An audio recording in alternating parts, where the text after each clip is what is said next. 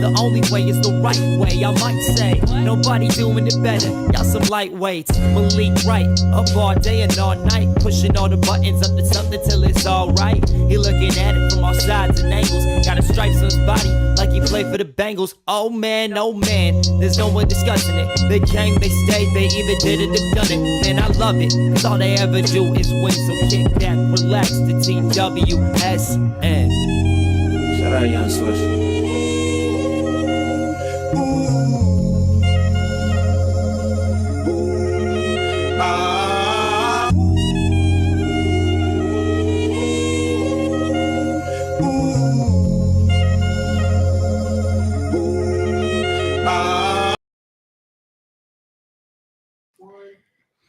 Thank you guys for tuning in to another episode of State of the Jungle presented by the Right Way Sports Network. I'm your host, Malik Wright, joined by my co-host as always, every week, Logan, Daniel, and Evan McPhillips. We have a jam-packed show, a lot of stuff to get into, a lot of moving parts. But before we jump into all that, make sure you guys do us a favor, give this video a like, subscribe to the channel, turn on post notifications so you guys never miss when we go live or when we upload content from the TWSN studios. Listen, the Bengals made waves this week by firing Marion Hobby, Frank Pollack, James Bettcher, and defensive coordinator for the last 6 seasons, Lou Anarumo, making way for the first time since Zach Taylor has taken over as the Bengals head coach for a new hire at the defensive coordinator position. I certainly have my thoughts on some things. Some things we're going to get off of our chest, namely one. Let me start off by this. It was not just a Zach Taylor decision to fire Lou Anarumo. I don't care what people say on Twitter. I do not care what you've been told by Zach Taylor himself. I'm telling you because I've spoke with several people, 2 of the people who were fired. It was not just a Zach Taylor decision, no matter what he makes you believe it is. That being said, it's going to be very interesting to see who they hire as the new defensive coordinator, because one thing for sure is you can't get this one wrong. There's no one else to throw on the bus. There's no one else to say, hey, it was your fault as to why things went haywire. That all being said, there'll be time and place to go over all that. But I want to get everyone's temperature on the news that Zach Taylor fired Lou Anarumo, Frank Pollack, James Bettcher, and Marion Hobby. Daniel, you and me have already talked about it a little bit. I want to let Logan and Evan kind of give their thoughts. So without further ado, Logan, the floor is yours. Yeah, I think we all kind of assumed something was going to happen. I don't think anybody really knew exactly what avenue would be taken to come to the conclusion of whatever changes were going to happen. Here we are now, and we know them. Offensive line, linebackers, D-line, and defense. Largely positions that correlate to things that grossly underperformed this year. The development has stunted in those positions. So I think that's the reasoning. We all agree. We've been up here talking about it so many times. We knew change needed to happen. We were just couldn't figure out how they were exactly going to go about it. I think we all know that it's not solely Lou's fault. It's not solely Marion Hobby's fault, Bettcher's fault, all these people's fault. Like, yes, there's a number of issues going on. These are the changes that they decided to happen. And, there's plenty of reasons to do what they did. But again, it's not the sole reason. So as long as firing these guys isn't just in their mind, the whole, oh, we're good now, we'll figure it out, we'll hire a good coach, we'll be all right. Then, they continue to look at themselves internally, look at themselves in the mirror in the front office and figure out that they need to change as well. That's when things can prosper. But not just firing these people isn't going to drastically change that much. Yes, maybe you might have a guy that get a little bit more out of your developmental picks that you take. Yes, that stuff is very important, but everybody knows that Lou wasn't just he didn't just magically turn into a terrible coach. I don't think anybody believes that. I don't think anybody around the league believes that. But he's fired. These people are fired. The Bengals needed something new, and we're going to figure out what it is. We've had the 2 interviews so far, and that's all we know. They came out pretty quickly back to back. We haven't heard anything else since, so we'll kind of see where that avenue goes. But I think we all, again, change needed to happen. I'm glad it happened. It sucks for Lou. It sucks for these guys, but we all knew something was going to happen, and this is just what they decided that something was. I think starting with the position coach changes, Marion Hobby, that needed to happen. You really have not seen much development from any of their defensive line guys. It's been flashes here and there, but for how many flashes you've seen, there was never, hey, he's really starting to pan out, Yeah. and part of that was injury, lack of development, poor drafting, tight miscasting, playing people out of position, et cetera, et cetera. And part of that is, coaching not necessarily matching up with the front office vision. That can happen too when you're provided those players. But the lack of development you've seen on the D line, particularly from the depth, I think that kind of was the writing on the wall for Marion Hobby. At linebacker, man, I talked about this in the sense of, hey, you guys are the veterans. You guys are the second contract guys. Jesse Bates, DJ Reader weren't those guys. You two and Trey Hendrickson are the veterans on the defense. Now with Mike Hilton, you need to step up and be vocal leaders and lead by example and, be the coach on the field on defense. And linebackers have just been, the play's been spotty. It's been inconsistent. And sometimes it's been just downright bad. Which is just not what we've come to expect after the first couple of years of Logan Wilson. And Jermaine Pratt was always kind of inconsistent, but you hoped in his contract year after seeing him put it together and be more consistent that he was on the right trajectory. And that has not panned out. Again, you're getting a lot of the highs, a lot of the lows, and not much of the in between as you would like. That's the main thing I have to say about, position coaches. Frank Pollack, I can tell you right now that, there's screaming on the sidelines. Everybody's passionate. Everyone's trying to get their opinion and their voice heard. But at the same time, I know Zach Taylor and Frank Pollack and multiple shouting matches on the sidelines and did not get along well all the time. And part of that, is again, professional. That's going to happen. And, you can still have a good working relationship outside of that, but it did get contentious at times. You did not have a run game plan and design, I think, that was meshing with what the Bengals are transitioning to in the run game out of the shotgun. There's a lot of successful shotgun running teams now. It's not what it used to be. They found ways to be creative, to be successful, and I think they're going to be looking for an upgrade in that regard, especially after seeing the success with Chase Brown. As it relates to Lou Anarumo, I think a lot of people, both Bengals fans, people who follow the league, would say that this is not entirely Lou's fault, that they would say the personnel that you're provided mattered and that you let some talent walk that you probably would have liked to have kept, especially Lou.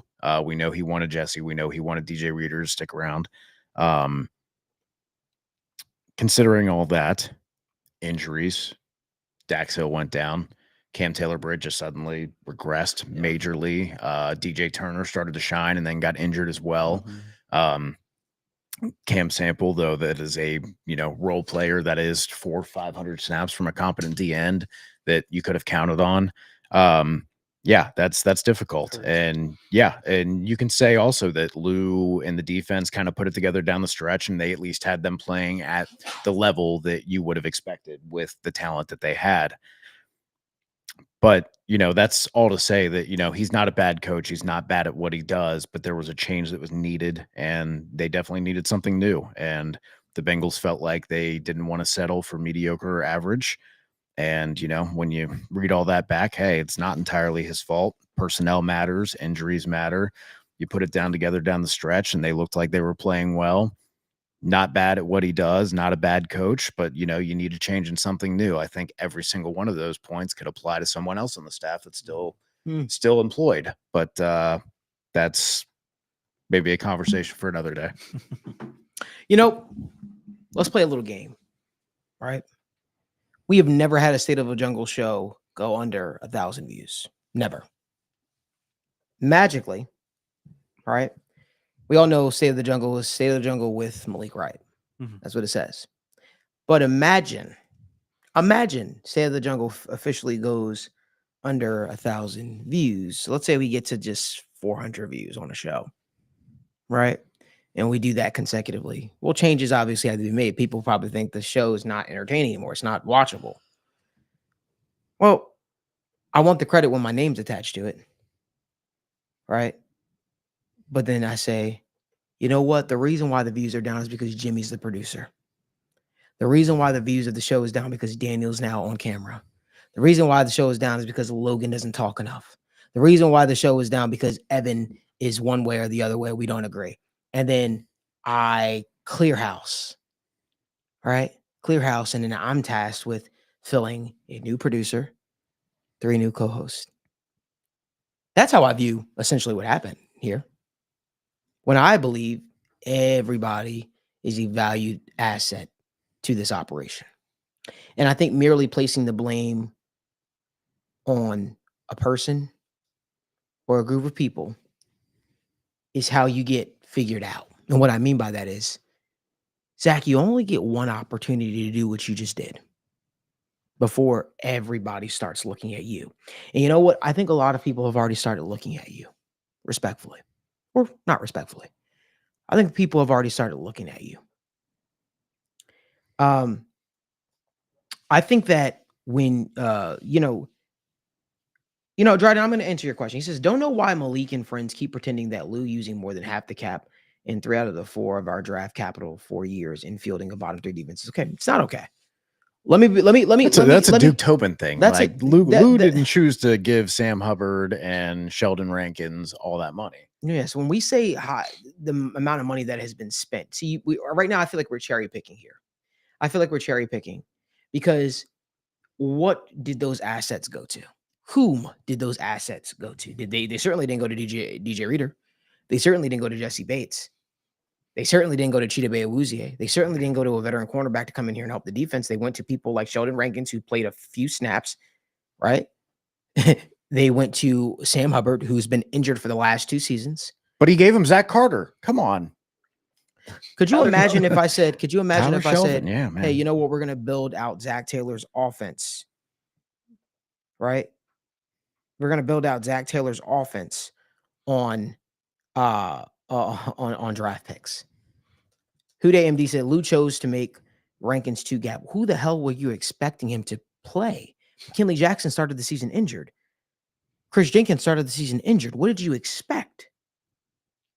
And what did you expect? This is the NFL. Players have to play out of position at point in times. But part of that is the player wasn't even available. I'm not going to sit up here and make excuses. It is what it is. Part of it is there was not enough development. That's the notion people are saying. There was not enough development from these young players. Bless you. There was not enough development from these young players. And I agree with that argument. And that's something that you need to see improve. Did Lou help develop anyone? So are we going to act like Cam Taylor-Britt didn't develop under Lou? Are we going to act like Dax Hill when he, got very acclimated at the cornerback position under Lou? Are we going to act like Jermaine Pratt, right, didn't have some of his best years under Lou? Are we just going to act like those things didn't happen? It's just like we can say it was time for a break off in the marriage without disparaging a guy and saying that the guy just didn't develop anybody, because that's not the truth. That's not the truth. And again, fans, for us to get past this, when the next defensive coordinator comes in here, and let's say he's not able to get the most out of a Myles Murphy, who has struggled, are we then going to pin the blame on the new defensive coordinator? Man, I don't even think 3/4 of the defense was 3/4 of the cap. Like, you've got $46 million this year for Joe Burrow, 21 for Jamar Chase, 15 for Orlando Brown Jr. You've got $10 million for Alex Kappa. You've got $6 million for Ted Karras, $4 million for Zach Moss. I mean, you're already upwards of $80 million right there. Yeah. I mean, Trey Hendrickson's 18, Sam Hubbard's 11, Sheldon's 11. That's around 40. Then you get $8 million for Logan Wilson and Jermaine Pratt. So that's another 16. But then Geno Stone and Evan McPherson, and then everybody else is under $3 million. We have the thought process. Adam Lachase. And again, I feel like we hear arguments, we hear people make statements and stuff like that. And I've heard it from a lot of prominent people, like the Goodberries of the world, like the Rapines of the world. And everyone's saying, well, it took 3 years to move Dax to cornerback. Let me just address that again. Dax Hill was picked by the organization to be the replacement of Jesse Bates. They made no real effort to bring back Jesse Bates. It was already stated that Dax Hill was going to be the free safety, albeit he never played free safety at the University of Michigan. That was not his role. So he came in with the thought process that he was going to be the free safety of the future. Right? Then you say, why didn't you play him at cornerback? They did play him at cornerback his rookie year. He struggled.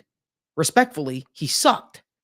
And he always profiled where you had Mike Hilton already signed to a multi-year deal. So now you got Jesse 100%. Bates and Mike Hilton. And Cheeto was still in the fold, and we had a separate Cam. He sucked. So then they found a role for him, which was guarding tight ends.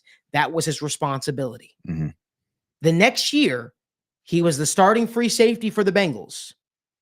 He struggled with communication. He struggled with getting the defense down. The players say, oh, because the defensive playbook was so complicated. Okay. So football IQ wasn't there, right? It didn't work out. The third year, they moved him to corner. He tears his ACL. Where do we get this notion that he was supposed to magically throw him out at cornerback? Or that he just refused to play him at cornerback when he tried to? Again, don't let people just tell you shit. Actually go back and watch for yourselves. They tried to play Dax Hill at cornerback his rookie year. It didn't work out. So they moved him to covering tight ends. His next year, he's the starting free safety for the entire season. It didn't work out. So they moved him to cornerback in third year. He tears his ACL. It happened. That was the timeline for Dax Hill. Where in there was who was he supposed to unseat? Was he supposed to unseat Chidobe Awuzie? Was he supposed to unseat a guy like DJ Turner? Right? And even when DJ Turner and those guys were he was thrusted in that spot. There were games where those guys got injured and he was thrusted in at cornerback. And guess what? The returns weren't good, which is why everybody had the thought process when the announcement was made that Dax Hill was moving to corner. Everybody was like, oh, we don't know how that's going to work out. Why? Because we saw him at corner and it didn't look good. The returns weren't promising. So a lot of people were shocked when the returns looked promising this year. But again, don't sell me bullshit now. They tried to work that. They tried to make that work. It happened. It worked in year 3. That's when the game starts to slow down for a lot of players. We'll see what comes of Dax Hill next year. The only thought process I have in there is, hey, front office, I am not. Everybody else might say, oh, you know what? It was Lou's fault. It was Marion's fault. It was this person's fault. It's your fault. You wear a lot of the blame, front office. Zach Taylor, you wear a lot of the blame because for me, I am not getting caught with the thought process, though. Zach is just the offensive play call. No, Zach, you are the head coach of the football team. So that all now being said, it is now on you to get this right. Is it on you to get this hire correct? And I'll maintain the same thing that I've been saying. You come out with your pitchforks, you say fire Lou, it happened. Now what? The next guy you bring in here, make sure you give that guy some talent to work with. Make sure you give that guy some talent to work with. Because one thing is for sure, talent, an upgrade at talent is needed. Now, you know, it's funny that a lot of this stuff, once the narrative dies and the guy's fired, now it starts to trickle out. Okay, well, why wasn't Jordan Battle played early on? Well, it came out. Jordan Battle came in overweight, undisciplined. Cam Taylor Britt regressed. That's a Cam Taylor Britt issue. I'm not here to talk about players off the field issues, but that's a Cam Taylor Britt issue. That was a Cam Taylor Britt issue.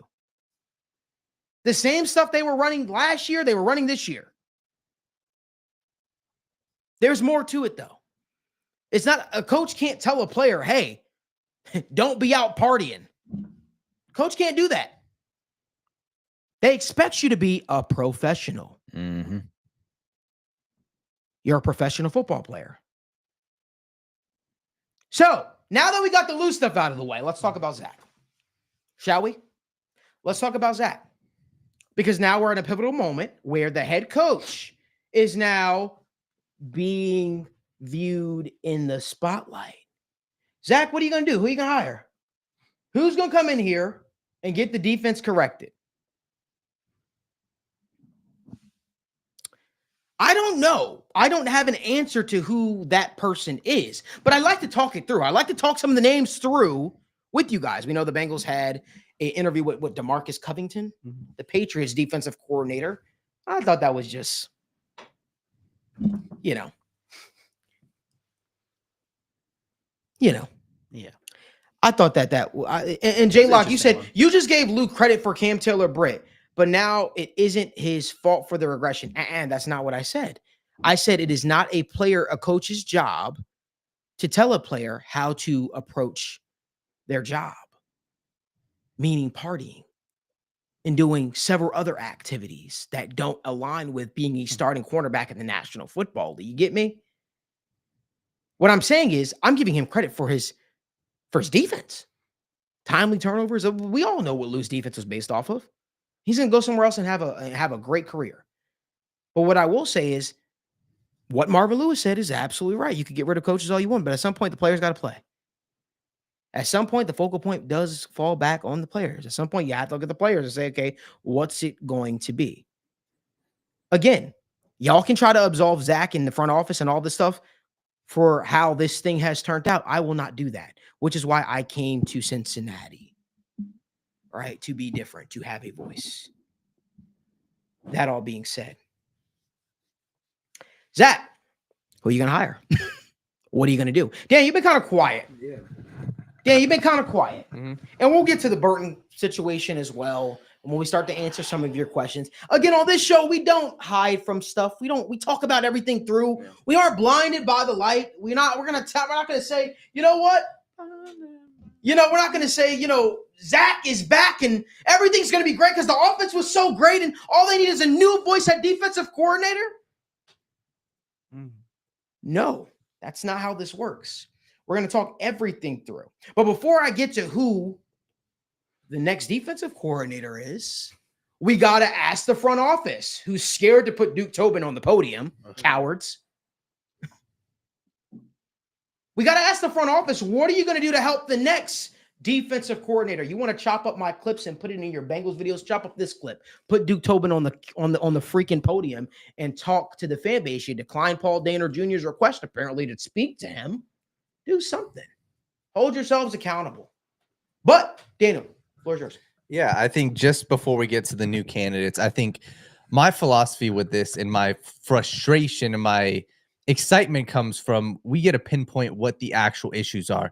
And while we can have the conversations of what Lou, maybe should have done differently, what led to him getting fired, the fact of the matter is he's gone. And the fact of the matter is you're going to bring in a new guy who I believe could help out the defense, but we have to figure out what is the root of the problems of the Cincinnati Bengals. And for me, when I looked at this season, I don't feel like the defense was the root of the problems. And I feel like that's where this conversation starts for me. The national media pushed that narrative. Maybe even players tried pushing that narrative, whether it's on other podcasts like Micah Parsons. I don't feel if the Bengals had 5, slots better defense, they would have won the Super Bowl this year. I don't feel that's the reason they lost 8 of the games this year. I don't. I think that that's a major part, Daniel. I definitely think it's a major part, but I don't think that is the reason why. And the reason why I'm saying that is because I get called often, like that I work for the Brown family, that I say this, that I say that, or that I'm a Lou apologist and all this kind of stuff like that. And I don't want the defense 100% was putrid throughout the year. Yeah. The Bengals had leads against the Ravens twice, right? 10 points with under 4 minutes to go twice, right? And you found a way to squander that. That is on the defense. I fully understand why Lou got fired. Make no mistake about it. Guys, let me scream from the mountaintop. I understand why Lou Anarumo got fired. I get it. I understand it wholeheartedly. My thought process is, well, I just don't believe that there is one person to blame for this whole colossal fuck up. I believe front office bears a lot of the blame as well for the players that you did get them. Now you're going to say, well, it's the National Football League. People get injured, but also it's the National Football League. Franchises, front offices try to win. Franchises, front offices try to hold themselves accountable. I'm all for accountability. I'm big on it. right? I'm big on it. And if that guy got that, if the marriage was over, sure, the marriage is over. But let's not walk away from this saying, well, that's all the problems. The situational coaching was so putrid this season. So putrid this season. And while the blame is easy to look at a defense that allowed Pittsburgh Steelers coming off a bye week to score 44 points and Russell Wilson had one of his best career games, it's easy to look at that. I'd rather look at the big picture. My life, I look at big picture stuff. I don't look at just the short-sighted stuff. I look at big picture stuff. And when I look at it, this is a colossal effort from the front office. This is a colossal effort from coaching staff as well. And also the players have to execute. So that all being said, because the mess up started with the front office, well, now you have to look at the front office and say, what are you going to do to correct said issue? Cut Sam Hubbard, cut Sheldon Rankins, open up the cap space, open up the books, figure out what the fuck you're going to do with T. Higgins, figure out what you're going to do with Jamar Chase, right? Give him that contract extension that he's asking for, that Joe Burrow's asking for. At the very least, since you've already put all your eggs in one basket and you say, you know, we're all in on the offense, at least sign your 2 top receivers. And then how about you do your quarterback a solid and you add to the guard play in Cincinnati. And I don't mean just average players. You actually go out there and you be fucking aggressive for once. You grow some hair on your nuts and you actually say, you know, we're going to go out there. We're going to sign a guy that's not going to put our quarterback on his backside consistently game after game, because Joe Burrow was the most hit quarterback in the National Football League this year. That is what I'm saying. That is what I'm saying. That's what I'm all about. We want to talk about accountability? Well, let's start there. Daniel, continue. Sorry. Yeah, no, and I want to go off of that because I think that's a perfect way. When we're looking at this team too, right, there's only so much you can do. So you're going to have a weak spot on your team. It's up to the Bengals front office. And I feel like that's where they got to go with this now is, what do we want our team to look like? If you want to go after a top tier guard, all right, then you're not going to probably be able to add 2 premier talents at the defensive position. You're not. So how are you going to approach free agency? How are you going to approach, you know, the draft, and how are you going to build this team? Because when I look at this team, I really look at it and say, hey, I do think a defense coordinator can come in and work with this talent. I think that a defense coordinator can come in. Maybe they, you know, bring in a speedier linebacker, don't have Jermaine Pratt on the field for 100% of snaps. Maybe they, you know, figure out something to do to, you know, fix the pass rush and to manufacture pressure. Wait, so Danny, you're basically saying there's not a defensive coordinator that can come in and work with this talent, right? You just said you believe that there's a defensive coordinator to come in and work with this talent. What you just alluded to was whatever defense coordinator that you bring in, they would add talent to help offset that, right? Because the guys backing up those guys, some of the stuff that you're saying is not currently on the roster. Pass rush help is something that needs to happen. Linebacking, speedier, you know, more athleticism at the linebacker position is something that needs to happen, right? So we're all I just want to make sure we're aligned. I don't mean to keep cutting you off. You're good. I just want to make sure we're aligned.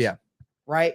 And that, you know, we need to add to the defensive talent. So are we all in agreement? Evan, Logan, Daniel, Jimmy, there is not a defensive coordinator out there that can turn this unit as it currently stands into a top 10 unit, top 5 unit. I agree. Are we all in agreement there? I agree.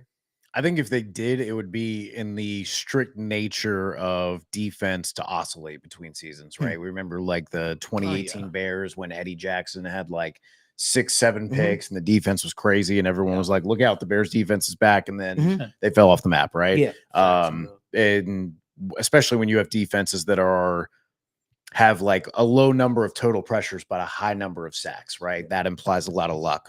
Thinking about Vic Beasley, big year in Atlanta. Thinking about Bud Dupree's big year for the Steelers. Those are instances of high sacks, but low pressures and getting lucky in that sense. Getting a lot of turnovers and then having that regress back to the mean. There's a lot of luck. Obviously, there's a lot of skill being right place, right time, but there's a lot of luck involved in turnovers as well. So if they could come in and then the pendulum swings way back the other way and they just get that inherent defensive luck, I think that's the only way you take this unit as it stands right now with, you know, add in 2nd round rookie and, you know, mid-tier free agent 1 and 2. I think you still need a good amount of luck and maybe just the Brian Flores school of thought of, hey, I'm going to get funky and I'm going to throw you a lot of blitzes and we're just going to see whatever happens, but we're going to have a high variance style of play. And you bet on that being in your favor. Yeah. And that's, I think also the luck is a huge part of this. And I hate to say it, but the NFL is really a luck game. It's about who's the healthiest. And yes, you have your teams that can do it without the injuries. But I'm going to be honest, this upcoming season, you're getting DJ Turner healthy. You're getting Dax Hill healthy. You're getting these guys who are coming back. You get Chris Jenkins in his second season.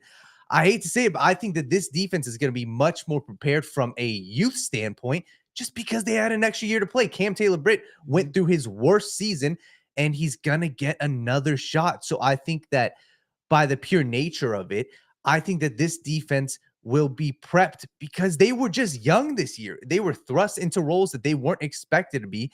And yes, you have to take accountability for that, but I think that that's going to make them that much better this year. But you still need to add a ton of talent, whether it's on the edge rusher, interior defensive line. But I think, especially when I look at the cornerbacks, to be honest, if Dax Hill is healthy, I think if you add one more piece, I think that this could be one of the better cornerback rooms in the NFL, to be honest. If they bring Mike Hilton, have him come back as, a specialty guy, Dax Hill plays in the slot, DJ Turner, Cam Taylor-Britt, these guys are all in their second, third, fourth year.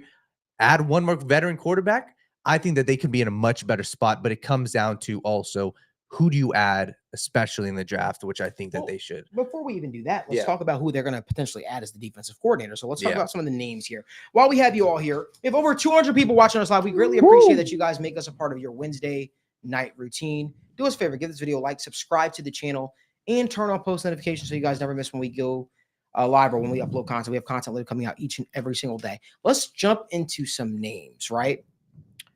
Everybody's talking about the Robert Salehs of the world, the Dennis Allens of the world. Let's talk about some names, guys, that sort of pique your interest and why. That's what I want to get to right now. And why, Logan, you are a football coach. I could tell you right now, if there was a guy out there that the Bengals wanted to hire and he was a little bit off the grid, right? And you want to hire somebody right in your own backyard, I would say call Logan Fulmer for a little interview, man. See what that guy can do. He's got the energy as a coach on the sideline and whatnot. Yeah.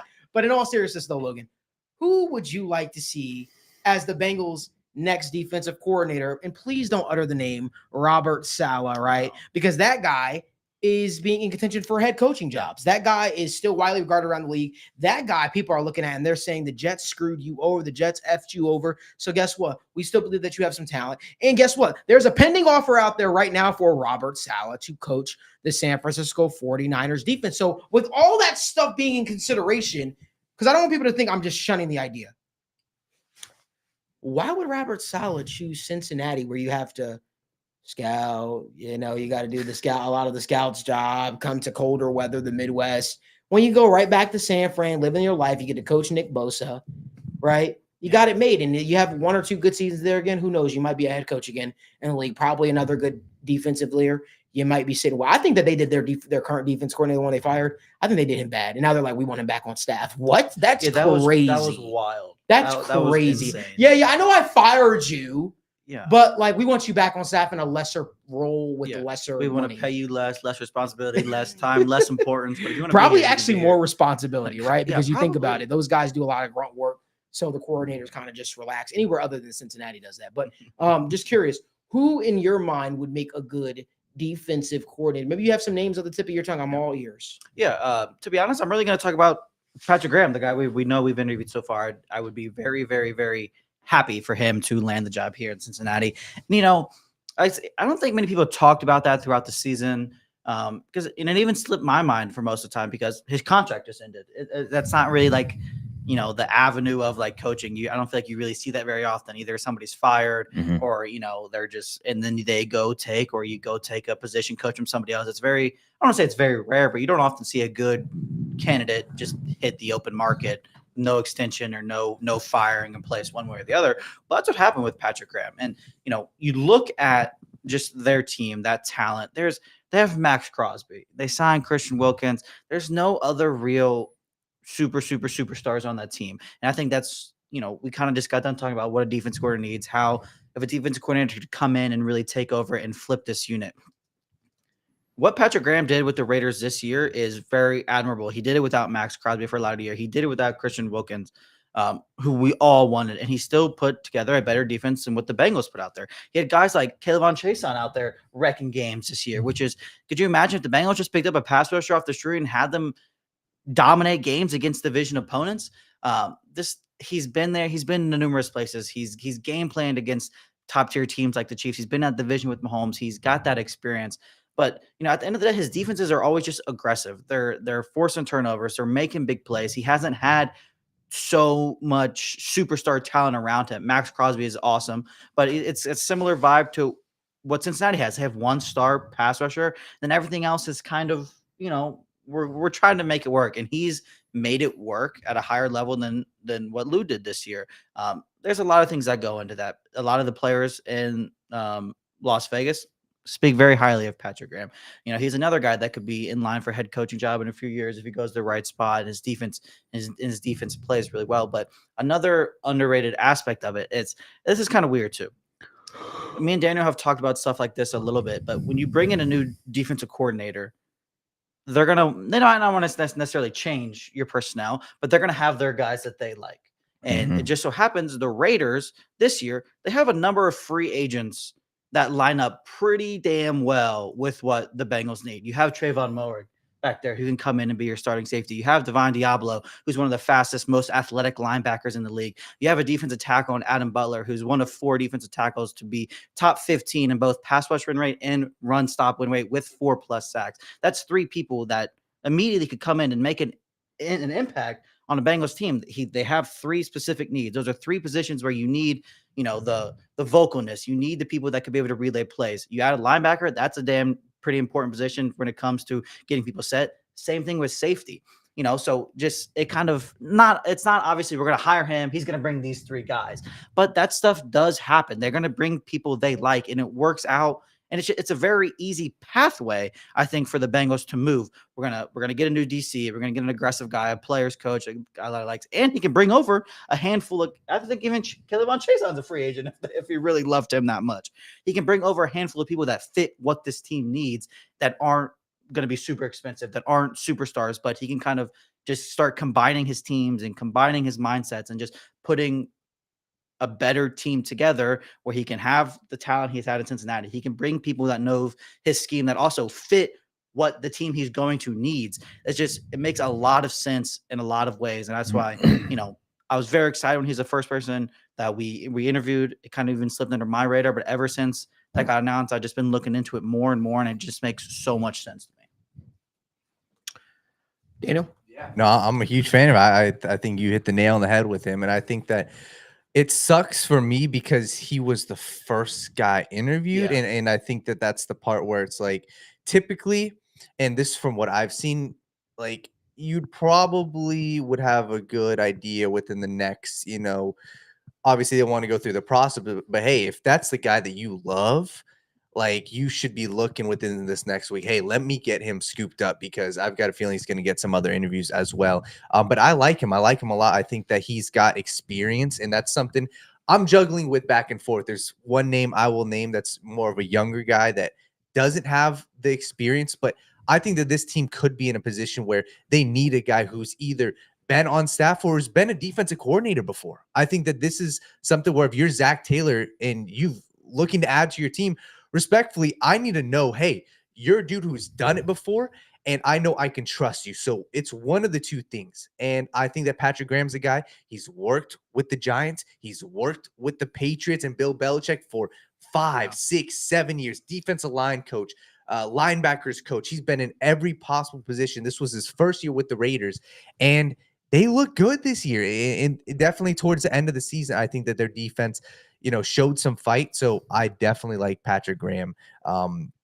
There's some other names. The one name I'll name, and I kind of said this on the show that we did with Zim and Malik early on. I think Aubrey Pleasant is a fascinating name. He's a name that my biggest concern with him is he wasn't a defense coordinator before, and he had the opportunity this year. Sean McVay was hiring, and he didn't go with Aubrey Pleasant. So that's kind of a one red flag to where say, hey, Sean McVay hired another first-year guy. Is Aubrey Pleasant really ready to be, a defense coordinator? But he's the assistant coach. He's got so many different things going for him with the Rams, and he's had many experiences. He went with Michigan. He went with Detroit. He went to the Super Bowl run with Zach Taylor. And I think that he's really gotten the best out of his team. And he's worked with many different positions with the Rams. And right now he's even working on the offensive side of the ball. So Aubrey Pleasant's a guy where I'm looking at and I'm saying, hey, if I'm trying to find a realistic option for Zach Taylor and what this front office would want, if Zach Taylor has any hand in this, I think that he'd be looking for a guy who's either done it before or has some sort of connection with him. And Aubrey Pleasant is a guy that I think has a connection with him. Yeah, no, I think those are good names. Just to touch on Patrick Graham and just kind of the defensive coordinator position in general. I think one thing you want is a guy who has defensive coordinator experience. I think you want that level of certainty, I guess, is maybe the wrong phrase to use, but you want to feel more confident that you've seen him do it before, that it's not going to be too much for him to handle, and that's not going to be the reason you sink your season, right? So you do get that added benefit of that defensive coordinator, but also some of the older guys that you might get, like Matt Eberflus, Wink Martindale, those kind of guys, they may have a harder time relating to players in this generation nowadays. And I think this is kind of the best of both worlds in Patrick Graham, where you get a guy who's in his mid-40s, still young and can communicate well and relate well to his players, while also having, like Daniel said, a very long background with some very talented staffs going back to the 2009 Patriots. So he's been in the league for a while, been a defensive coordinator multiple times, handled that responsibility, and is very well respected league wide. I think that would be a very solid, very quality candidate to hire. Another guy I'd be looking at is Robert Livingston, defensive coordinator at Colorado. He was the Bengals safeties coach for 7 seasons? Yeah, he was here for a while. That's a guy right there who turned around a defense for Colorado, already has familiarity with the organization, how they like to do business, how they like to do scouting. I don't think anything would be foreign to him in that sense. And I think you do have that connection to the organization. And now you've seen him be a successful defensive coordinator and turn around a program in Colorado. So I do think that adds to his resume for maybe making the jump to the NFL. And that would maybe be what entices him, is that opportunity with an organization he's familiar with to make that jump to the NFL. You know, when I look at it, you brought up the relatability. Mhm. Wink Martindale, to me, is the best defensive name out there, me personally. That makes sense for a lot of Very reasons. Steve Spagnuolo-esque in the sense of Yes. like, hey, I'm going to send a lot of weird shit at you. Never going to get a head coaching job. Right. Never going to get a head coaching job. He's going to send a lot of weird stuff at you. He's coached in the National Football League in the AFC North at a very high rate. I mean, outside of the game in which Burrow absolutely just dismantled his defense, Wink Martindale had a lot of success against Joe Burrow and this Bengals coaching staff. He took Michigan's defense to 11th in the country, right? You talk about a guy being able to relate. Well, you look no further. You know, Wink Martindale, you look at him and you say, hey, you know what, Wink, you probably can't relate to guys in the NFL. Well, he's relating to college kids, 18 years old, 17-year-old. So no, probably not 17, but 18, 19, 20-year-old kids. He's teaching them the fundamentals. He's doing something where he's taking what he's learned in the NFL and using it to the best of his ability. He's an Ohio guy. He's a guy that would be, I got to think he'd be interested in coming back to the league. He'd be available for interviews. Mm-hmm. Right? Michigan ain't competing for much. I think Wink Martindale makes a lot of sense for a lot of reasons. I think the exotic blitzes, and you want to talk about a team that's been a thorn in your side, the Baltimore Ravens. Who would know the Baltimore Ravens and their offense quite better than Wink Martindale? People say, well, he had a falling out with the Giants and Brian. Everybody has a falling out with Brian Dable and the Giants. Everybody. Like, it's just not working out. But to me, I think that Wink Martindale is a guy that makes a lot of sense for a lot of reasons. I personally believe that he is a great defensive coordinator. I think you are a product of who you got out there. And one thing I want to touch on, and I'm not trying to take anything away from Joe Burrow's success that he had against him, but I don't know if you guys remember the long laundry list of players that was out when the Bengals took on the Baltimore Ravens during that time. Mm-hmm. Wink Martindale has always been able to get the most out of his defensive units, and everywhere he's been, he's had success. Mm-hmm. I think he makes a lot of sense for a lot of reasons. A couple of other defensive guys, because like essentially, one thing you have to look at it, man. And yes, Alan, that's what I was saying. I don't think Wink will even be in consideration for a head coaching job. So I think you get somebody that can build this defense long term wise. You get somebody. I think Wink Martindale is very similar of the Vic Fangio-esque mold and stuff like that. But if you're not going to go that route, you obviously want somebody that has had success not only in the National Football League but against some of the top tier teams in the National Football League, especially Patrick Mahomes and the Chiefs. You know who's had a lot of success? Patrick Graham has had a lot of success against the Chiefs. So I do like that for a lot of reasons. It's not a bad move to go with a younger talent. Before a long time ago, before the Bengals hired Anarumo, I wanted the Bengals to hire Aubrey Pleasant. I thought Aubrey Pleasant was a young up-and-coming defensive coordinator. He moved on from the Rams and wound up going back to the Rams. We've never seen him in a role in which is that prominent. We don't know how he would look at defense. There's a lot of question marks. There were allowed to be a lot of questions when it comes to an Aubrey Pleasant. There would be, respectfully. It just would be. Here are some names that we haven't talked about. Mike Pettin. Right? We know he was with the Browns, Green Bay. He had a lot of success. Very good defensive mind. We know that about him. There's a name that people keep flirting out there. Again, he's on Vic Fangio's staff. He's a young guy. Christian Parker. People have thrown that name out there. Again, a guy who's never been in that spot before. We don't know what he would look like. Somebody said Eberflus. That's interesting to me. I think he'd be solid. I think he did a pretty solid job with the Colts of just, hey, not allowing explosives, playing basic, disciplined, fast, and kind of giving his young players and a unproven secondary the ability to kind of just play loose, play fast, and that let them play well. And if they just stayed disciplined on the back end and didn't give up the big play, then they found success. And I think that is something that definitely could find success as a Bengals defense when you got the Bengals offense, scoring 25, 30 a game.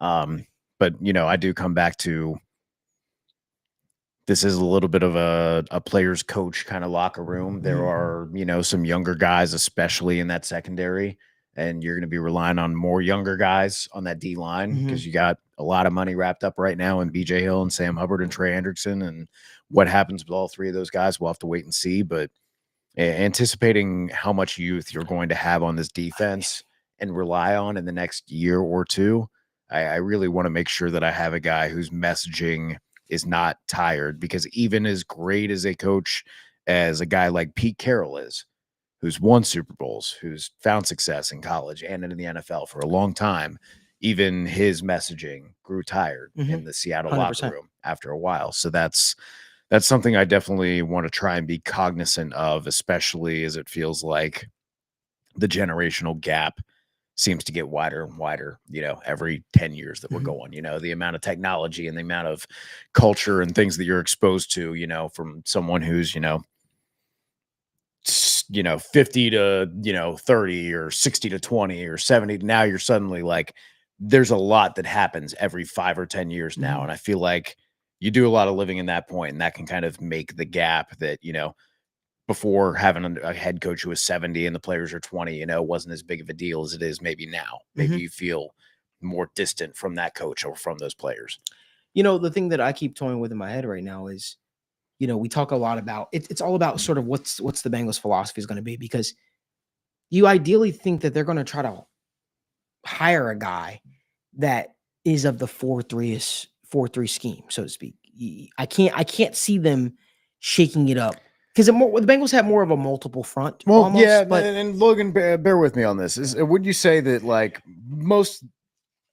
the main difference between a 3-4 and a 4-3 is classification at this point? That your alignment is basically similar in the sense of you have outside linebackers instead of another DN, but you have Von Miller, Khalil Mack. Those guys are DNs, right? And totally. And the one thing I will say about that too is just, yes, I think typically you would want to carry over the same, but we just talked about how much just change his D line needs. If you're ever going to consider just, changing what you want to do, it would probably be now. I don't think anything would drastically change. You would need more of a nose probably. But, maybe Miles Murphy is more suited. More guys who can two gap. Maybe Miles Murphy is more suited as a 3-4 inside edge kind of guy instead of Mhm. that outside guy. Then you can still bring in some speed off the edge. Like it is very much just classification. It's just, Trey Hendrickson would be an outside linebacker now. He's still rushing the passer. He's still a defensive end. He's just doing it maybe a little bit Or like a wider. Joseph Osai type Yeah, guy. you Yeah. know, like, Or but- yeah. But at the end of the day, it is very just classification big. But I do think, not that I expect him to change it, but I guess if he were going to, it'd be now with how different that room could You're already look. gutting it. You know, Like- BJ Hill's going to be gone. Probably Sheldon Yeah. Rankins will be gone. Sam Hubbard's probably going to be gone. There goes, your three starters for your 4-3. And Miles Murphy could make sense in a 3-4. Chris Jenkins could be that other end in a 3-4. He played plenty of that role at Michigan. That's exactly the role he played at Michigan. Then McKinley Jackson's your nose tackle. You'd obviously want to add another nose tackle or so, but it's possible, really thinking about it, I guess. It's a shame that if they make that transition, that Nick Saban's not still doing the Alabama thing. So you could just slot in any Alabama defender right there. It's like, you can be my two gapper, and then you got to get more athletic linebackers, right? Because you got to be able to cut. And so that's the tricky part, right? Is because yes, you can you can make the classification shift, but you do still need to be able to have the personnel to cover the holes. And I think they might struggle a little bit, particularly at linebacker, if you're doing more of that. Hey, linebackers need to be fitting the run more effectively down to down. Can I throw a name out that you guys that we haven't talked about? Ron Rivera.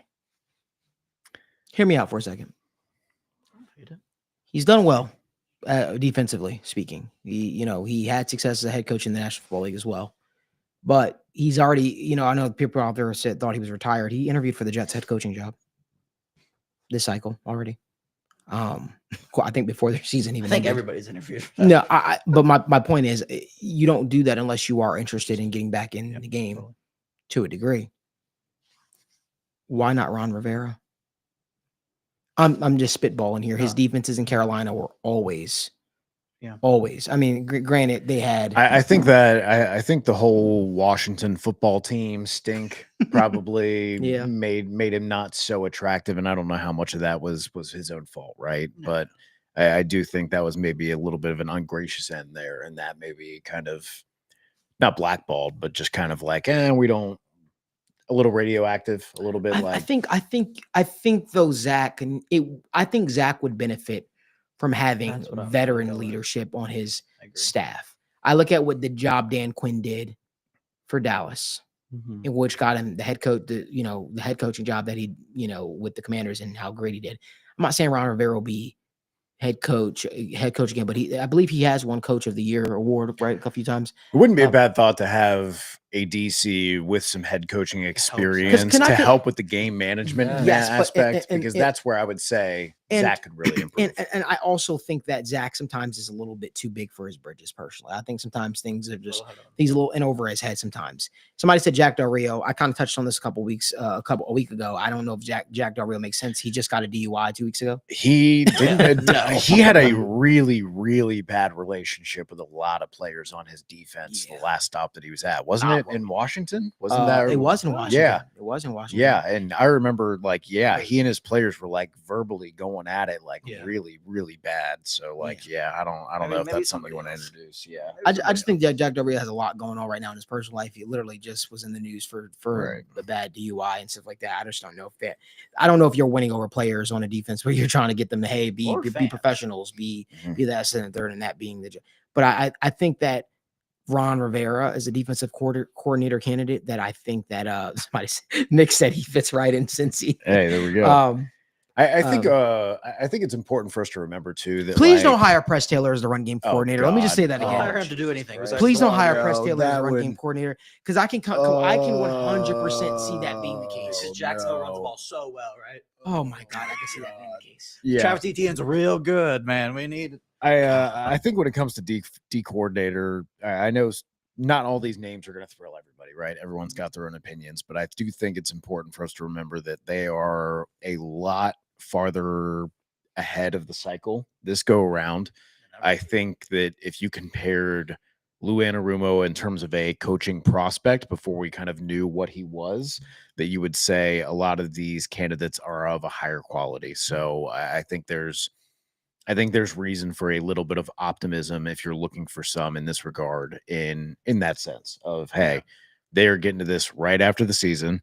They're not waiting until after the playoffs. They're not in draft season, basically, after getting the coaching staff together and having a long search there. I think there will be some advantage to that. And I think there will be maybe some attraction for guys trying to make their name playing across from Joe Burrow. It definitely makes it easier on you and not having to hold teams to, 14 or 17 points, but instead, 20, 25. That eases a lot of the burden on you and your defense and kind of gives you cushion for how you want to play. So JLock14, who just disagrees with everything we were saying today, says 0 chance Zach hires his brother. He isn't that unaware. Okay. You're right. I hope you're right. His brother. If you think, hear me out. If you think his brother's going to go unemployed while Zach is the head coach of the Doug Bengals, Peterson's fascinating because he took play calling from him for like 7 weeks last season, didn't he? Yeah. And the offense got better.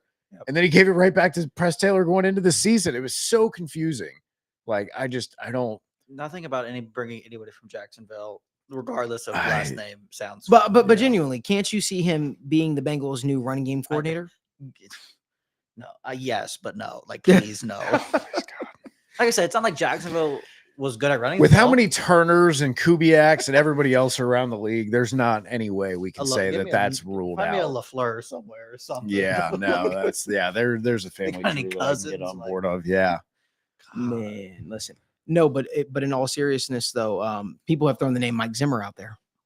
People obviously, and that's if he shakes loose from Dallas, and I think that is all tied into Mike McCarthy and his ability to stay with the team and all that stuff like that. But I think that this is I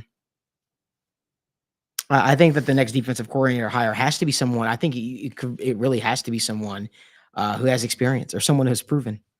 And I just don't know if Deion stays at Colorado. I don't know if Covington would leave. Well, would leave. And plus, because I think Covington, honestly, he has a solid shot at being the next head coach That's what I was gonna say. when he leaves. So I just don't know if there is a reasoning for him to leave. Especially if you and your family got acclimated there, and obviously the money that they're going to pay you at Colorado is going to be ridiculous. Mm-hmm. Yeah. I just look at it and I say, hey, the next defense coordinator of the Bengals has to be someone of experience, someone who's proven, and someone that has the ability to lead that side of the ball. Because it's very, very clear to me, Zach Taylor wants someone that can lead that side of the ball, and he doesn't have to worry about it at all. Yeah. So essentially, you're hiring another head coach to be the head coach of the defense, essentially, and literally just go crazy with that. It doesn't feel like Zach wants any sort of owning up to it. And you got to think about it. Whoever you hire has to be a good teacher, has to be able to get the most out of players, but also they have to have the capabilities to bring in their own staff, essentially, or bring in their own defensive line coach, right?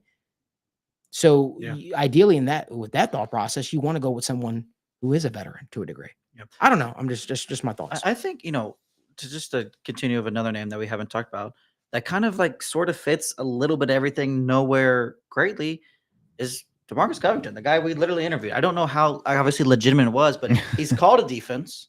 He got a lot out of a defense with very little talent. Mm-hmm. He's a younger guy, 35 years old as a head coach. Mm-hmm. He's a D-line coach himself, in the past. He'd be a little more, I don't want to say of a risk because I don't want to he's got a year under his belt at doing it. And he didn't do a very bad job at all for all things considered in New England. He's just more of an unknown, but he's got a lot of the qualities we want. He's just also so much more unknown than a lot of these other guys, but he's been in, the Patriot system. He's been a position coach. He's called a defense, granted, only for a year, but still he's done a lot of these things and he's a little bit on the younger side. Still, he's probably not close to being a head coach anytime soon, unless something crazy were to happen. Mm-hmm. But again, I don't know the legitimacy of the interview and whatnot, but I do think I just want to say, I think he's a little bit better of a candidate than a lot of people act like he is. I'm not saying he's a great option, but I think he checks a lot of boxes lightly. We don't really know much about him, so it's hard to know exactly what you're getting. But I just wanted to put out there, I do think he's probably a better interview than I think a lot of people. Who is that again? The guy we interviewed. Mark Covington. Yeah, from the Patriots. Someone said they think he's a better good D-line guy. Just don't want him as defense coordinator. Yeah, and that could be a thing too, where New England just fired their coach. Nobody knows what they're doing over there. Yeah. They could be a thing where, hey, we might be interviewing you for the D-line job technically as well. Hey, we want this guy. We'd love to bring you in kind of thing. So assessing it through, do you think that there's any way, shape, or form a guy like Gerard Mayo gets consideration for a defensive coordinator position. Yeah, I mean, I would say so. I don't know. I mean, You just don't know what he looks like Yeah. outside of the structure of New England. and as one of those things, like some like organizations just feel weird hiring a dude that was just immediately fired. Right. You know, it's like, again, he's a head coach to DC. Like it's a little bit different, but again, that guy is going to be annoyed. He's going to be pissed off. Like, is he going to be in the mindset of immediately accepting a new role, new team that quickly? It could be more. I don't want to say a last case option, but People bring up Dennis Allen a lot. But the thing is, people forget Dennis Allen turned down this job before. yeah, if he wanted to be here, he would have been here. Yeah, I think that, and you could say, well, he didn't have Joe Burrow at the time. We didn't. The defense still doesn't have Joe Burrow, by the way. Yeah, but no, I'm saying like he didn't have Joe Burrow as the quarterback of the team, respectfully. But believe it or not, that's a lot of these coaches will look at what puts me in the best position to be a coach again. I think Dennis Allen. I'm sorry, I called it before when I saw what Dennis Allen was as a head coach when he was with the Raiders. I knew this result didn't shock me. It was just he got the job because he was handpicked. Now maybe Dennis Allen is waiting. Maybe he's like the job in Denver might come open, the defense coordinator job. Right? Maybe I'll go back there with my old buddy. But I think that there's some. I definitely think that there's definitely some interest for at least for me on a Dennis Allen surface level stuff, but I just don't know how realistic it is that Dennis Allen would come to Cincinnati after turning down the job before. How about a guy we haven't talked about, Steve Wilkes? How about that? I want to hear what you guys' thoughts are. Daniel, thoughts on Steve I Wilkes? think, and the Dennis Allen thing, I agree with you. I think I'm stuck on that too. The fact that he turned down the job. Why would he come back here? Steve Wilkes, I like the idea. I mean, he's proven he's been around. The thing is, you're looking at a guy, once again, I don't know if age really concerns anybody, but I believe he's older. I believe you're going about it the same way with Steve Wilkes. But I like him. He's unemployed right now, if I had to guess. He's only 55. Only 55? Okay. He was Yeah. talking about him like he was about to die. No, So- my I know. He's like, man. Daniel like, was talking about no. Lou was older than him. I think. Yeah. So Lou said, "Yeah, I think he's old. I think he's so- He's old." gonna call my ass middle age next week. Evan's going through a midlife crisis right now. so I like him. I think he was probably the Niners. Niners with the- DC in 2023. That So, was his last. 2023, they made the Super Bowl that year. I think that he's Did they a good fire name. him? That's what Mhm. yeah, So The fuck? that's not a bad. What was his defense ranking? I'm very curious. It looks like they fired him. Yeah, no, it was early. I'm, Oh, so it I'm wasn't trying even to see what full the season. record was. so But the thing is with Yeah. Wilkes in general, I think, Malik kind of talked about it too. Evan even hit about it. I think any coach that's been here before, that's been around head coaching, that's, can provide, I think what this defensive coordinator can provide to Zach Taylor goes a long way too. And I think Wilkes does have a lot to provide in that regard, being around the game, being so many places, being around the head coaches. Like, I think anything that he seems like a guy that can just provide a lot to the head coach, which I think is undoubtedly an important position for the DC in our eyes. And I hope the front office's eyes, it might not be as much as important to them, Let's also but it should be. let's remember where he was head coach to. Carolina, And who's Arizona. fired everybody, and then Arizona, which we talked about Lou Yeah. not going to that organization and how much of a dodging of the bullet. that was with Josh metaphorically speaking. Rosen, right? I think that So was the first year. they have been. He has not gotten a fair shake, to say Yeah. the least. He Yeah, needs it sounds like he needs a calm place. To he go. has been. He was basically what Lovie Smith was for the Texans before they got D'Amico Ryans. He was the transitional coach for two hot-collared owners who are always having their finger on the eject button, and I feel like that is important context to add to his career, because I don't think he's inept to where he deserved to be fired 1 year into his head coaching in poorly run organizations both times. Yeah. So another name, Malik, you brought up this name. I thought it was fascinating. I need to do some more research on him. But Brandon Staley is the name I saw today. Kyle Shanahan said, so they fired their DC. Their DC's gone. Shanahan, I believe, interviewed Staley last year for the DC job. And this year he said, hey, he's willing to give him another interview. If Staley doesn't get that job of DC with the 49ers, I'm sure he'd be open to it. And what?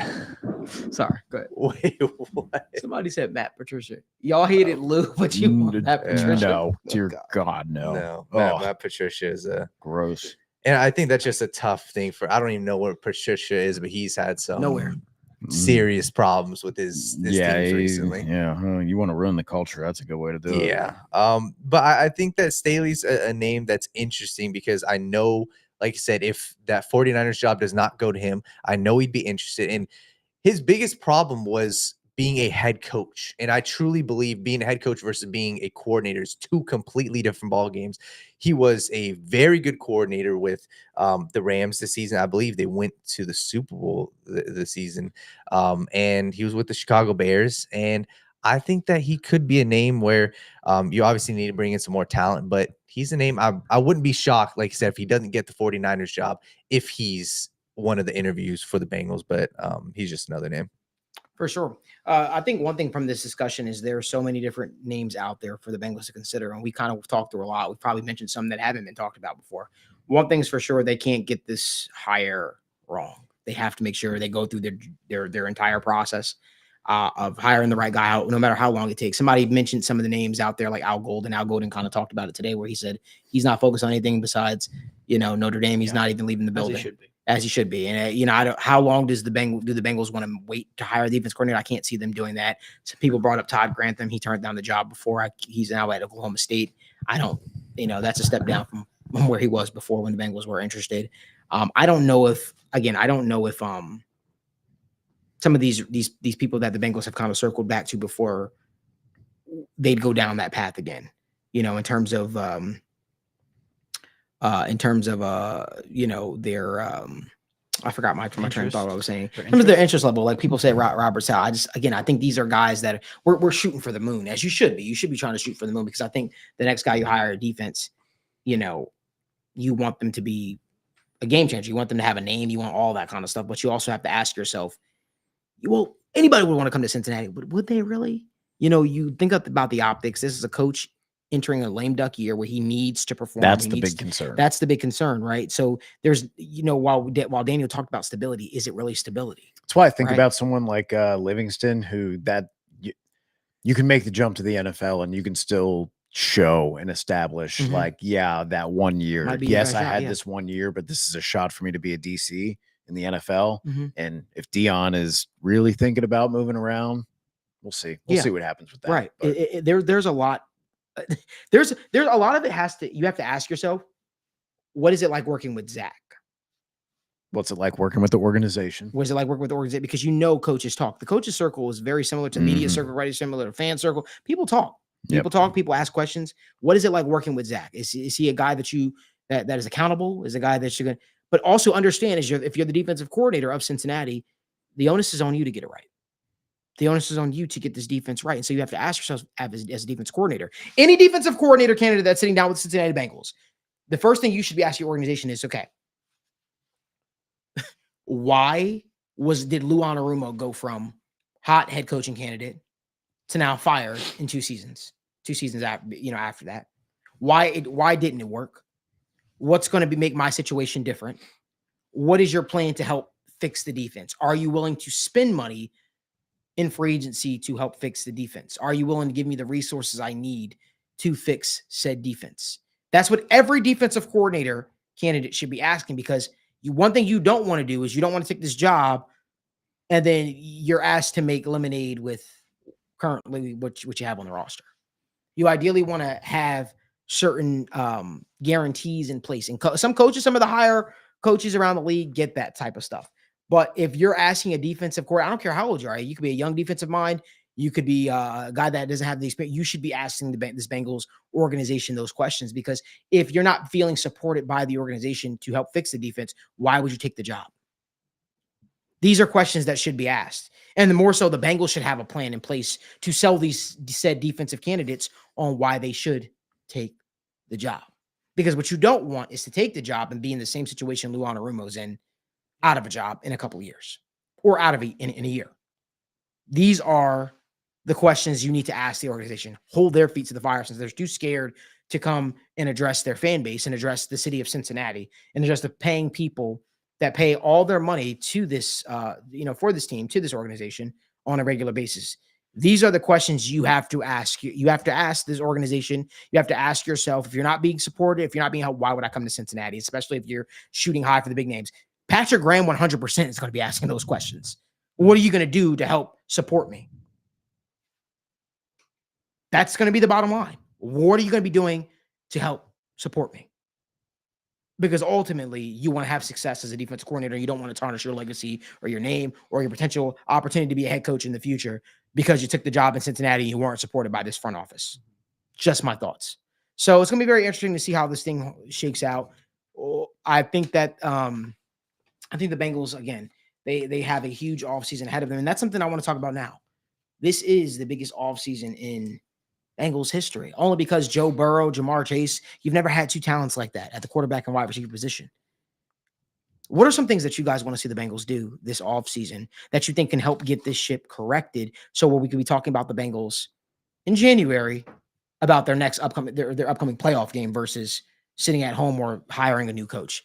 Evan, let's start with you. I think you got to prioritize athletes. I think you got to get faster. I think you got to get younger, more athletic. And I think you're probably going to need to reevaluate these draft picks because there's been too many of the Zach Carters being played out of position. There's too many of the Tyler Shelvins being drafted early. There's too many of the Jackson Carmins and Drew Samples, and we think we know better. It's not always as simple as the good players in college are good in the NFL, but if they are high-end athletes, they were productive in college, and they show you the skills that they need to be successful at their position, whether that's, a defensive lineman having a decent set of pass rush moves already that they can rely on, or just having a counter. You'd be amazed at how many guys don't have counters off of their primary moves that they like to use because they don't often get challenged that way. Wide receivers, route depth, setting up the route. Not just do you run the route, but do you use head fakes? Do you use different ways to open your body and play with the leverage? Do you attack the blind spot of the corner well when they shift their leverage and try and get them off balance in that sense? You're looking for all these skills because wide receivers getting open, separation. Ladd McConkey, yeah, he wasn't out there blowing anybody away, but goddamn, he was just a constant good receiver in college who tested like a good athlete and then continued to separate well when he got to the NFL. There's things that you can look at. And Marvin Lewis did used to say that if you're going to stick around in the NFL, you have to be able to do one thing really well, at least. And I think they can kind of get back to that of saying, hey, let's go ahead and look at these big program guys. Let's, get these, interesting athletes, and maybe they're not the most darling, maybe they're not the highest upside, but we do feel really confident that they can be a solid player who can contribute for a team that's looking to rely on them in the playoffs down the stretch in the season. Yeah, I think for me, it's always going to come back to the draft for me. You have to get more out of your draft picks in the short term and in the long term. You have to be able to know that we're going to draft a 6th round, whatever, and we know, worst case scenario, he can come in and do this for us next Sunday. Right. That's the point of it. Yes, there's going to be times where you have more of your pure developmental picks, but even then, you would still like to have something that they can contribute on game days. And if there's not a clear path to that, let's maybe go a different direction. But right now, with the money the Bengals are throwing to Joe Burrow, they're going to throw to Jamar Chase. Hopefully, they're going to throw to T. Higgins, Trey Hendrickson, all these guys. Being able to draft is going to be forever and always will be the cheapest way to add talent to your team.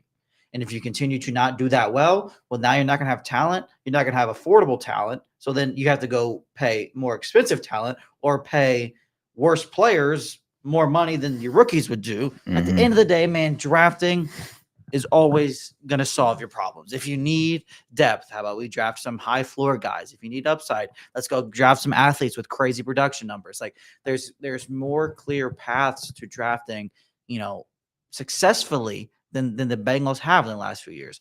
Yet this year's draft is looking pretty solid so far, but we kind of seen them take an athletic offensive lineman with very limited tape. Same thing with Chris Jenkins. Chris Jenkins had some good numbers, but he tested pretty well. He's done a lot of things well. McKinley Jackson performed pretty terribly at Texas A&M, but he tested well. He has the traits. He they bet on the traits of McKinley Jackson to do things.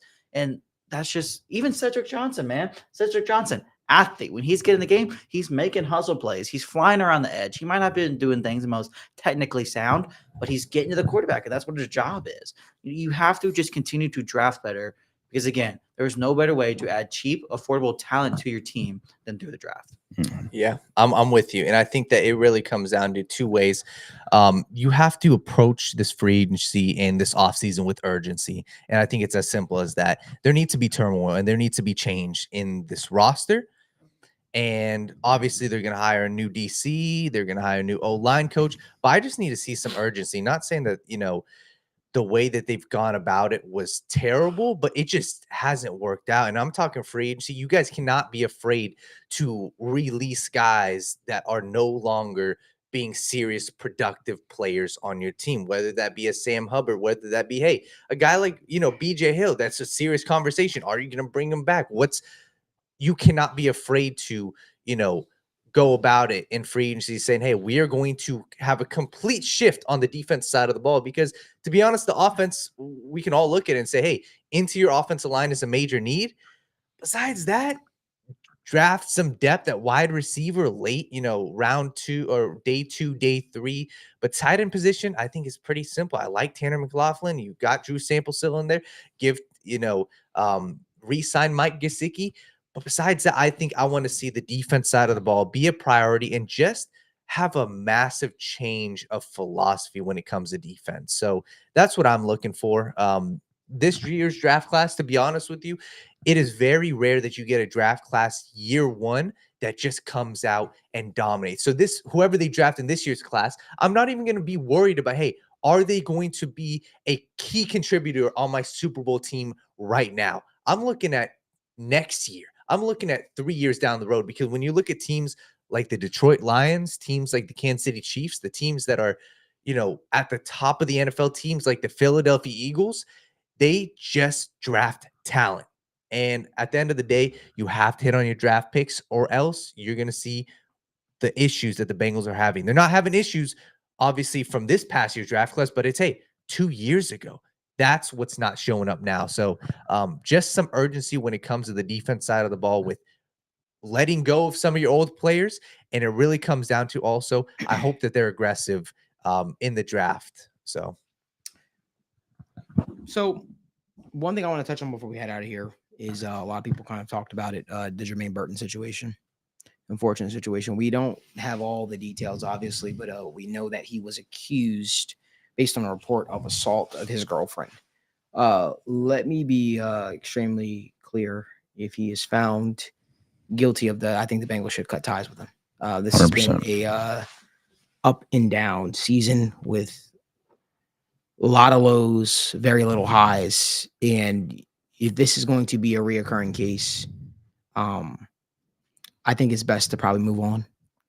It's so unfortunate because this is a guy that had so much talent, a guy that we were all excited about his potential in this offense and his ability to make plays at the next level. Especially with me and Evan both being Alabama Crimson Tide fan, we expected better. To be completely honest with you, man, honestly, I'm worried for the person at this point, man, because the lack of preparedness and engagement at your job, where this is your life and this is supposedly your greatest passion, right? And then also being evicted from the apartment and, struggling with that. And then also now you've got this. And if the police reports of, the transcripts of the calls and the interviews with the victim, if they are true, then that's really disturbing. And, you hope he can get the help that he needs to figure things out and kind of get things on track. Cause he is an extremely talented young man.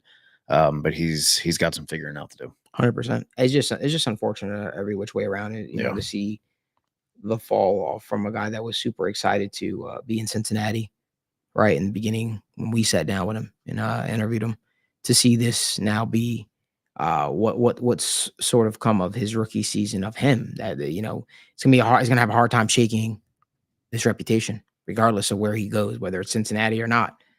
But you really hope that he has the right people around him to say the right things to him and guide him in the right direction. He's still active on social media, still doing his streaming on Twitch and all that stuff like that. So I I really hope that Jermaine Burton figures it out. This is beyond the football player. This is the man I'm talking about here. I really hope that he figures it out as a human being, as a person. And that's all I've really got to say about that. But I think it's just extremely unfortunate just to see how this whole thing plays out. I don't know if Logan, if you have anything you want to add, or Dan, you want to have anything to add before we head out? It's just one of those things. Obviously, any time any player is involved in the law in any way, shape, or form, it kind of raises a big red flag, and you just got to kind of take and let the process play out. I'm not overly familiar with all the details, but I don't think she's even pressing charges, which makes makes it even more difficult for the Bengals to kind of navigate the situation, because you may not ever truly know the truth. Unfortunately, it's a terrible place to be in for her, for the organization. Hopefully, like Evan said, he needs to be able to sit down and get the help that he can, regardless of what that means for his playing career. Because at the end of the day, you're only a person once, man. You can you can have many different careers, but you are who you are. And we'll just continue to let the situation play out. Yeah. That's all you can really do. Yeah. I really hope for the young lady as well too. Yep. I want to make sure we make mention of that. That's apparently she's only 19 years old, so I really hope that she's getting the support that she needs throughout this as well, because I know it can't be easy to speak out, especially against an NFL player with all, you probably don't know what type of scrutiny you'll face and all that good stuff. So it's just unfortunate every which way you look at it. But Daniel. Yeah, I just want to say the same thing and echo the same sentiments. I think that this is, when it comes to the football aspect, Jermaine Burton at this point, hey, you got to see what happens with this. But this has just been a very tumultuous season, and you hope that it comes down to the person first. And I think that everything that was, in that report and the process and kind of how Jermaine Burton, the trajectory he's been on, I think that you just hope that there is deeper conversations that are had, and you just hope that he can figure it out, because I'm sure everybody knows people in their lives who are struggling with something, and you just hope that the fame and the money, and you hope that he has people around him, and you hope that he's able to go to those people, and you just hope that he can figure it out, because people can turn sideways fast, and you just hope that that's not the case for Jermaine Burton. And same thing with the young lady. You hope that she could get the help, because that is a very serious situation, and you just hope that it wasn't as serious as it was made out to be. But yeah, it's unfortunate every which way we look at it. But listen, that's all the time that we got for you guys. We appreciate y'all so much for tuning in to State of the Jungle, making our Wednesday show part of your daily routine. Again, it's the off season, but guess what? This is where we do some of our best work, where we'll be breaking down draft prospects and really talking this thing through. We just got a word today. We will be at the Super Bowl. We got credentialed for the Super Bowl today, so we will be at the Super Bowl, my team and I. So pretty excited about that. Excited to be sitting down with so many different people. We'll be bringing our cameras out there, our equipment out there, and we'll be doing shows live from Super Bowl Radio Row as well, talking to so many different players, athletes, people as we go through this entire process. But we appreciate you guys for making us a part of your daily routine. Do us a favor, give this video a like, subscribe to the channel, turn on post notifications so you guys never miss when we go live or upload content from the TWSN studios. And as always, until next time on the TWSN YouTube channel, well, the Sit Down YouTube channel presented by TWSN. Who dat?